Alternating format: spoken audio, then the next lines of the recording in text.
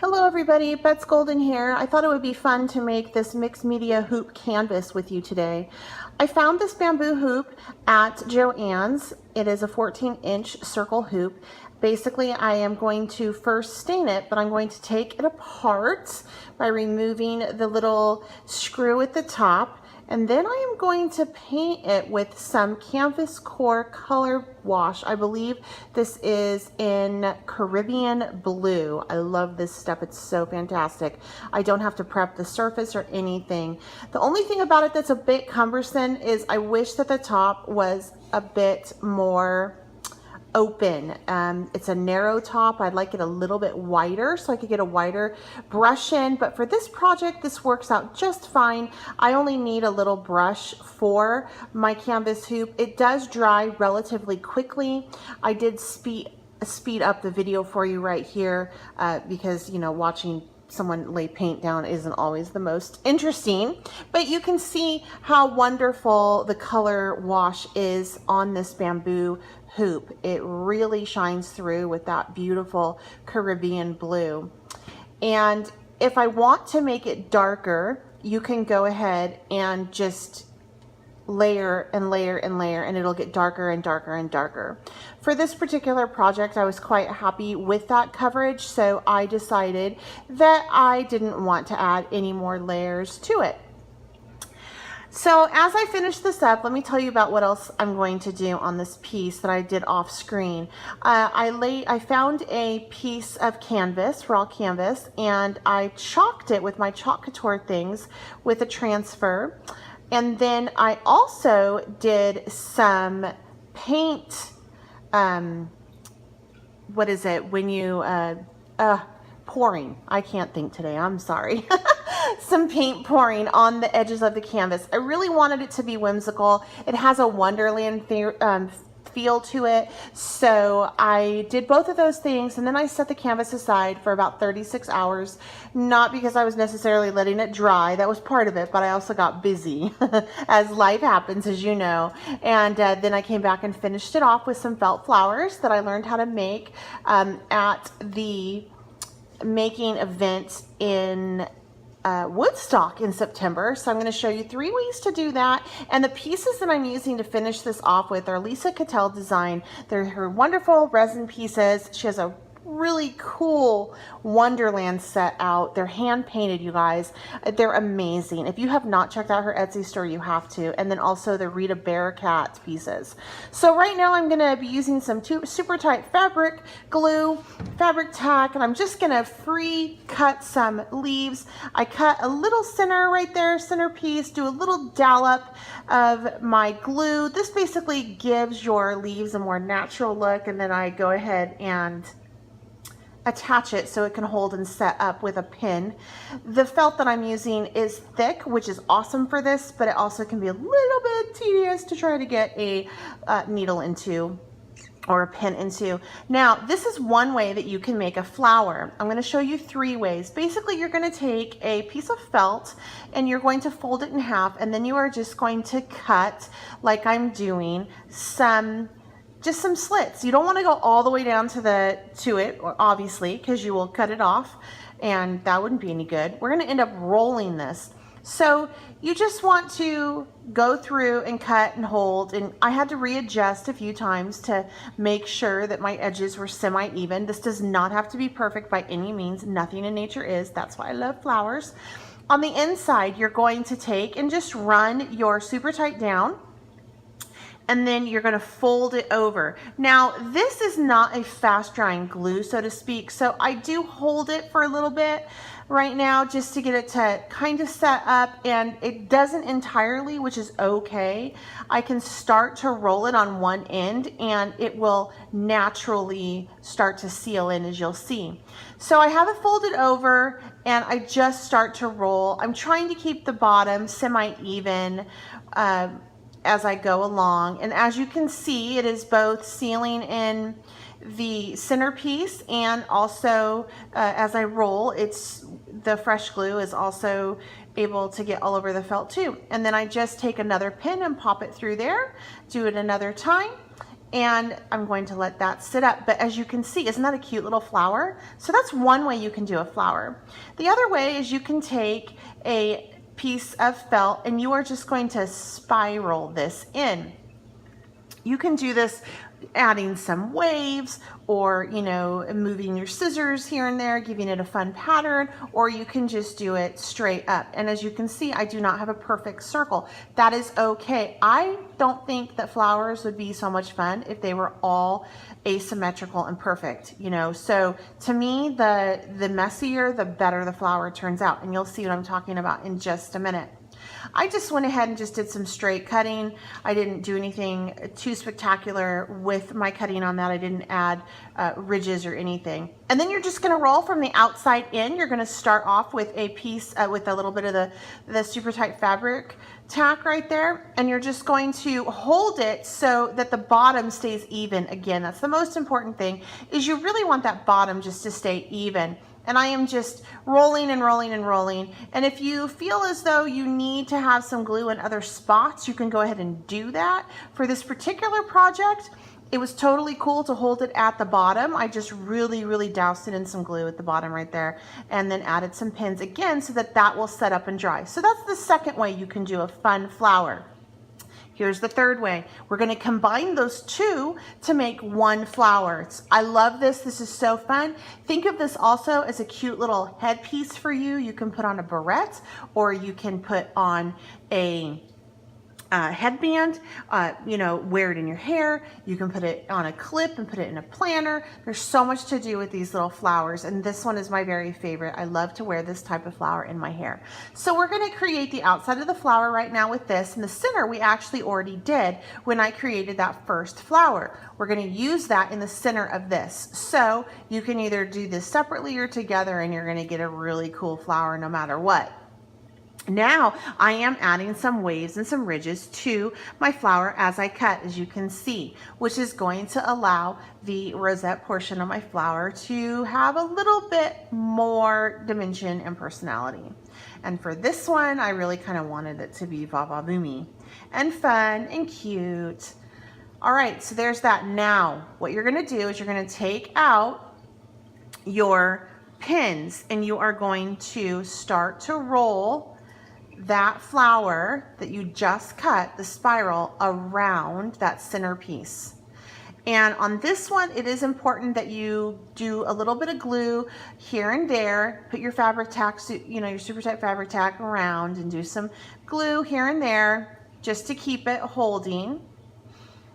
Look how cute this is going to be, you guys. This is so fun, so easy. I've seen these in like little boutique stores for $12 just for a little barrette, and you can totally make this for, like, you can do 12 of them for 12 bucks at home. All right, so that is done. I am putting in my pins again, making sure that it holds up nicely. And look at that. Is that not the cutest little thing ever? And if you wanted it to be more flower, you could definitely make your spiral bigger. Those are the little pieces from Lisa Kettell I was telling you about. So these are the flowers that I made for this particular project. Doesn't necessarily mean I'm going to use them, but I did make them. And then there is the paint pouring that I did on the edges of this canvas, along with the chalk Couture that I used. Both of those links are provided for you down below, where you can get the paint pour, and then also my website for chalk Couture.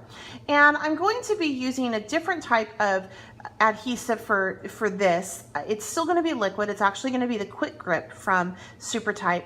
I like this because it does really go on quite quickly, and it's a permanent bond, so it dries fast. I don't like to make my flowers with this. I prefer the fabric tack for the flowers because there's a little bit more forgiveness on it. Sometimes you have to lift up the petal to relay it, and I prefer the fabric tack for that. And I just think it holds nicer on fabric, whereas this definitely holds permanently on something that maybe you don't want to be, so flexible. Like a flower, you kind of want there to be movement, but on this canvas, not so much. So I'm putting in my leaves that I had made right now, and this is all just kind of, I'm just playing with it. I don't really know where anything's going to go. Once I do, though, I just slap everything down, and, I go to town. Oh, and then I found a little rabbit Peter Rabbit is what that is, but I thought that that would be a really good homage to the, you know, the rabbit that leads her down the rabbit hole. And then that's Rita Barakat's, that's the Fairy Tale line die cuts. Those are 2 out of that line. So I used those as well. I thought it was perfect. When I opened up that die cut set, I was like, oh my gosh, I have to make a Alice in Wonderland canvas. It was all in my head. I couldn't help it. You know how you get something and you just can't stop? That was me. I had to do this. And Rita put her in these really cute little combat boots. So I wanted those to still show. I didn't want to hide them. I just loved the spin on that. I thought it was so adorable. I apologize that I'm kind of off screen right here. I'm still learning how to work this new editing for my video, and also had a video for it. So anyway, this is one of those videos that's kind of the transition, and I'm learning. So thank you so much for your patience and sticking with me as I do this. Oh, and then I found these beautiful butterflies by Recollections at Michael's, and I had to have them for this. You know, Alice in Wonderland kind of reminds me of something you could put in a garden, and the butterflies and everything. And so I saw the butterflies and the colors on this, and I thought that they would go perfectly with the vision that I had in the canvas that I was making right now. So I had to buy them. I wish I would have bought them on sale, but they weren't, and I wanted them really bad. So I think I paid $5 for them. But anyway, you know, when you have something in your head, you just got to go with it.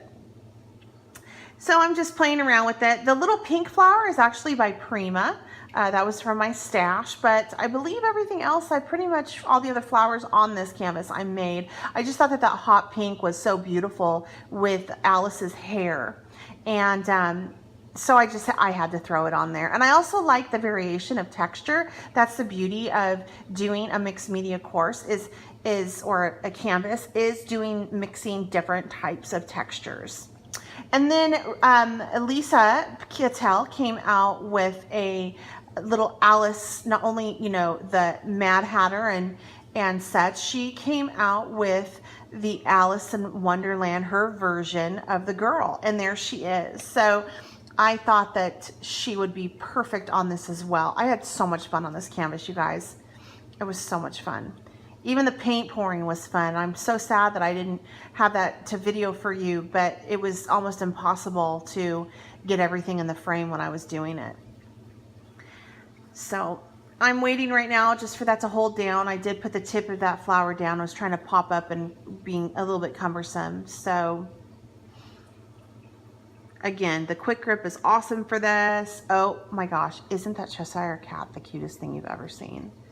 I didn't want to hide the bling. I love the bling on the flower, but I had to hide it because he needs center stage. I just love him. He's so cute. Again, I'll have a link to her shop listed down below. Please tell her that you found it through Bet's Golden, so she knows. That would be awesome. And I'm just going to lay on that last flower, and then I had a couple other that I had made, but it didn't make the cut. It was like a peachy type flower. It just didn't match, and I really didn't have room for it. So one of the things that you can keep in mind as you do this is to work on the edges of your canvas. I discovered that if I place things and worked on the edges and have it heavier on one edge than on the other. If you want to have two edges, make sure that I always like my bottom to be heavier than my top. So I have more going on the bottom than I do on the top. And it's just more pleasing to the eye. And if you use the hoop as a guide on where to lay out your pieces, you're going to be doing great. It's going to look really good. You can't go wrong with that. I'm still playing with that top, trying to get it down perfect. I just love that Cheshire Cat and the Mad Hatter. Those pieces, the clay pieces, are just gorgeous. I can't believe she hand paints them all. Isn't that incredible? Oh, so pretty. Now from here, I'm not done yet. I'm going to add some glow-in-the-dark Nouveau dewdrops. These things truly do glow in the dark. I actually took a picture of this project when I was done and showed it on my Facebook in the dark. and they glow. It's amazing. The colors shine through and everything.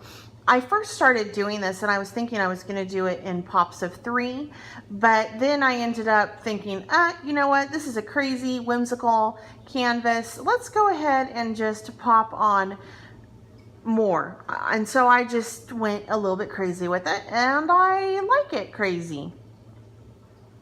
So the colors that I used for this, it is the glow in the dark apple sour, the glow in the dark shocking pink, and then the glows in the dark banana split, and they're all by Nuvo Glow Drops. I have a link for that as well.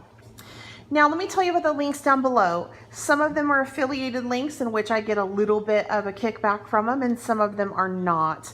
It helps me when you shop at those links, like with the Supertite link, that is an affiliated link. However, I also have a code for you in which you can get 10% off of your order over $5. So it's beneficial to shop at them for you for the discounts when I get them. But if there isn't a discount, it doesn't cost you any extra. It just really does help me out, because I do get, like I said, a little bit of a kickback from it. But then again, I don't only just list my affiliated links. You know, I'm going to list for you products that I just love down there that I don't make any money off of. So if you place the order because of this canvas, or because of something you saw on a YouTuber site, whenever you do that, make sure you say, hey, I saw this demonstrated by so-and-so on YouTube, or I found it on their blog, and drop their name, because that really helps the designer get out there and the company recognize them. So those are the 3 Nuvo drops that I used, and I already told you what they were: Banana Split, Apple Sour, and Shocking Pink by Tonic Studios. And that is my complete canvas. Thank you so much for joining me today. If you haven't subscribed, please go ahead and do so. If you have any comments, leave them down below. Until next time, happy crafting.